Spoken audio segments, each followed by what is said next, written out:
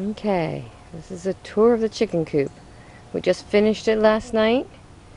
I put a pallet in there to get the water off the ground so they don't scratch and throw dirt in, which makes mud instead of water.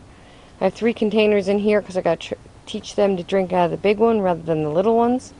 So it's a transition. We're going to cut that pallet in half because you only need half of that. I got some greens in there this morning. The girls are hiding. I think they're shy. I have a tarp temporarily over there trying to shade them a little bit more till we can hang them up.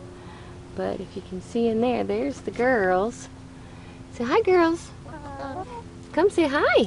Come say hi. Say hi. There you go. Hi, sweeties. Those are my sweeties. And then there's Red. And back there's Bubbles. These two up front is Sandy and Pebbles. Hi, Bubbles. Bubbles is saying hi too. There's Red. You see how much redder, she's got more red to her than Bubbles. Buffalo Orpingtons and the black and white are Plymouth Rocks. Up here is their food. They have a little shelf to sit on to keep out of the weather if they still want to be outside. And this is all dry down here as well. Inside the coop we have a perch big enough to hold about 2 more chickens. And then in here is the nesting box. This door I just opened is the side where I will be opening it to collect eggs. So that's my hen house. It still needs paint or some kind of wood stain. Haven't decided yet what we're doing, but it's well ventilated.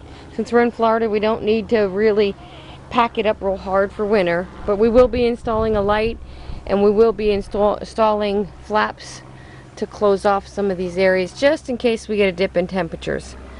But right now that's the furthest thing from our mind because we're still in the 80 degrees here and we're going into Thanksgiving. So, but that's the chicken coop for now. We're going to put some shingles on the little roof that's up there, and we might add some more roof. It depends because we do get some hurricanes and stuff, so we'll see what we need to do. Then the other thing, if you want to see, is my kale and tomatoes. Kale, tomatoes, green beans. Those are all green beans. And then half this garden's empty and down there's tomatoes. I have over 100, maybe close to 200 tomatoes right now. As you can see, they're in clumps like this, so they're definitely cherries. And they're all through here. There's clumps there. Just gotta look into the bushes. There's a clump, there's a clump. Go up the bush, there's a clump. Up in there is a clump. They're all through here. But my pride and joy is this tomato right here. You see it's still flowering. There's still lots of flowers. Little clumps. There's some clumps here.